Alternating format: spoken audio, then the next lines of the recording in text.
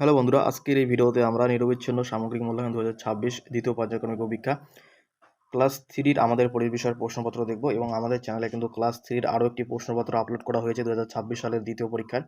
তোমরা অবশ্যই ওই প্রশ্নপত্রটাও দেখে নেবে, কারণ তোমাদের পরীক্ষায় কোনটা আসে সেই হিসেবে কিন্তু তোমাদের প্রশ্নগুলো দেখতে হবে। নিরবিচ্ছিন্ন সামগ্রিক মূল্যায়ন 2026 দ্বিতীয় পর্যায়ক্রমিক পরীক্ষা, শ্রেণী তৃতীয়, সময় 1 ঘন্টা, বিষয় আমাদের পরিবেশ, পূর্ণমান 30। তোমাদের এখানে বিদ্যালয়ের নাম লিখতে হবে, এখানে নিজেদের নাম এবং এখানে কিন্তু ক্রমিক সংখ্যা লিখতে হবে। আমাদের প্রথমে যেটা বলেছে একের প্রশ্ন, সঠিক উত্তরটি নিচে দাগ দাও। প্রথম প্রশ্ন, পাকা বাড়ি তৈরি করতে যেটি লাগে না সেটি হলো মাটি লাগে না, মাটির এখানে টিক দেবো আমরা। খ নাম্বার, টুনটুনির বই, এই বইটি লিখেছেন উপেন্দ্র কিশোর রায়চৌধুরী। গ নাম্বার, মানচিত্রের উপরের দিক হলো উত্তর। ঘ নাম্বার, মাঝ আকাশে একটি আলোর নদীর মতো দেখা যায়, ওটি হলো, নামটা লিখতে বলেছে, এটি হচ্ছে ছায়াপথ। এবার আমরা দুইয়ের প্রশ্ন দেখব। দুইয়ের প্রশ্ন কি বলেছে, শব্দজুড়ি থেকে শব্দ নিয়ে শূন্যস্থান পূরণ করো। এখান থেকে বেছে নিয়ে কিন্তু আমাদের লিখতে হবে। ক নাম্বার, সূর্য থাকে ছায়ার কোন দিকে, আমাদের লিখতে হবে, এটা হচ্ছে সঠিক উত্তর, যেটা হচ্ছে উল্টো দিকে হবে। এই উল্টো কথাটা কিন্তু এখানে প্রথম শূন্যস্থানে আমাদের লিখতে হবে। খ নাম্বার, মামার ছেলেমেয়েরা হলো আমার কি হবে, নিকট আত্মীয়, নিকট আত্মীয় এখানে লিখতে হবে।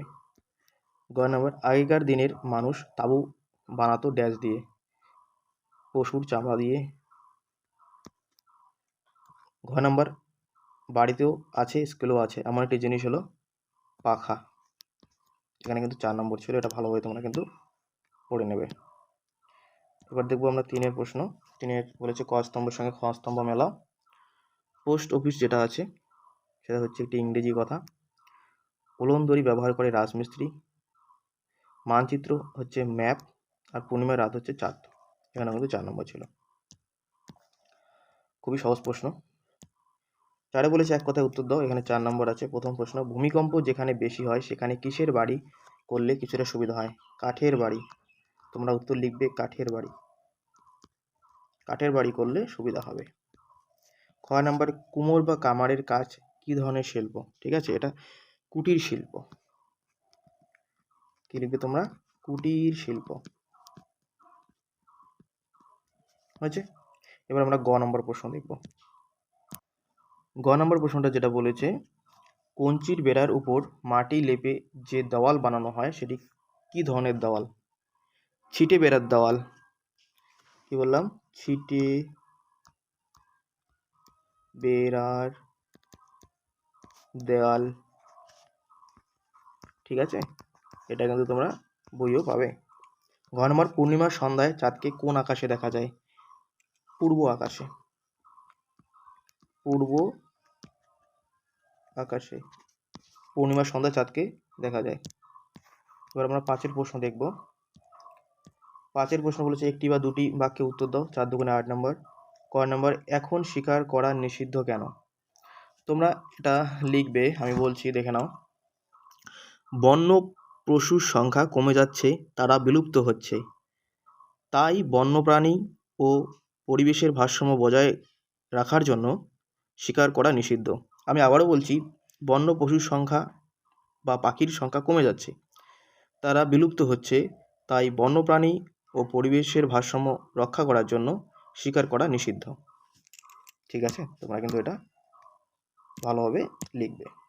তুমি কিভাবে অন্যদের সাহায্য করো, তোমরা উত্তর লিখবে, বাড়িতে মা বাবাকে ছোটোখাটো কাজে সাহায্য করি, বিদ্যালয়ে বন্ধুদের পড়াশোনার কাজে সাহায্য করি, কেউ বিপদে পড়লে তাকে সাহায্য করি, ঠিক আছে।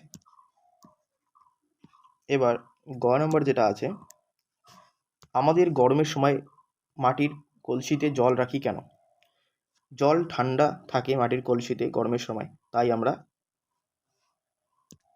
জল রাখি কলসিতে গরমের সময়। তোমার বাড়ি ছাদের প্রয়োজন কেন, রোদ ঝড় বৃষ্টি ঠান্ডা ধুলোবালি থেকে আমাদের শরীর এবং ঘরকে রক্ষা করার জন্য ছাদের প্রয়োজন। আবারও বলছি, রোদ ঝড় বৃষ্টি ঠান্ডা ও ধুলোবালি থেকে আমাদের শরীর ও ঘরকে রক্ষা করার জন্য ছাদের প্রয়োজন, ঠিক আছে। দেখে নেব আমরা পরের প্রশ্ন, আমাদের পরের প্রশ্ন কি আছে। আমাদের পরের প্রশ্ন বলেছে নিচের বিষয়গুলি সম্পর্কে যা জানো লেখো, এবং এখানে 3টা লিখতে বলেছে যাযাবর জীবন সম্পর্কে যা জানো লেখো। তোমরা লিখবে যাদের নির্দিষ্ট কোনো বাড়ি থাকে না, খাবারের সন্ধানে বা খাবারের খোঁজে এক স্থান থেকে অন্য স্থানে ঘুরে বেড়ায় তাদের যাযাবর বলে। ঠিক আছে, তোমরা এটা লিখতে পারো এখানে। এবার খ নম্বর যে প্রশ্নটি বলেছে বাস পড়া সম্পর্কে কি যা জানো লেখো। দেখো আমরা কি লিখব, আমরা এটা লিখব মেঘের একটা জায়গা থেকে আরেকটা জায়গায় বিদ্যুৎ যায়, তাতে আলোর ঝলক দেখা যায়, তখন আকাশে বিদ্যুৎ চমকায়। মেঘ থেকে মাটিতে বিদ্যুৎ গেলে আমরা বলি বাজ পড়ল। এটা কিন্তু সুন্দরভাবে লিখে নেবে। পরের প্রশ্ন, গ নম্বর প্রশ্ন, নতুন জীবিকা সম্পর্কে তুমি যা জানো লেখো। নতুন জীবিকা যেগুলো রয়েছে সেই সম্পর্কে কিন্তু তোমাদের লিখতে বলেছে। দেখে না আমরা লিখতে পারি কিছু জীবিকা আগে ছিল না, সেগুলো এখন হয়েছে এবং যার তাগিদে মানুষ জীবন নির্বাহ করতেছে। সেগুলি হলো মোবাইল সারানোর দোকান, কম্পিউটারের দোকান। ঠিক আছে, এগুলি হচ্ছে নতুন জীবিকা। তোমরা এটা লিখতে পারো। ঘ নম্বর যে প্রশ্নটি আছে তোমাদের শ্রেণীকক্ষের মানচিত্র আঁকো। তোমরা কিন্তু এটা নিজেদের মতো করে এঁকে নেবে। ঠিক আছে, মানচিত্র তোমাদের শ্রেণীকক্ষের।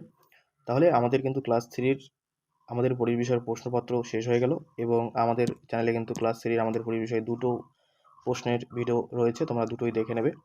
আমাদের ভিডিওটি যদি ভালো লেগে থাকে অবশ্যই বন্ধুদের মধ্যে শেয়ার করবে এবং চ্যানেলটিকে সাবস্ক্রাইব করবে। পরবর্তী ভিডিওতে আমরা ক্লাস 3-র আরও অন্যান্য বিষয়ের প্রশ্নপত্র নিয়ে আলোচনা করব। আজকের ভিডিও এই পর্যন্ত। পরবর্তী ভিডিওতে দেখা হচ্ছে। গুড বাই, ভালো থেকো।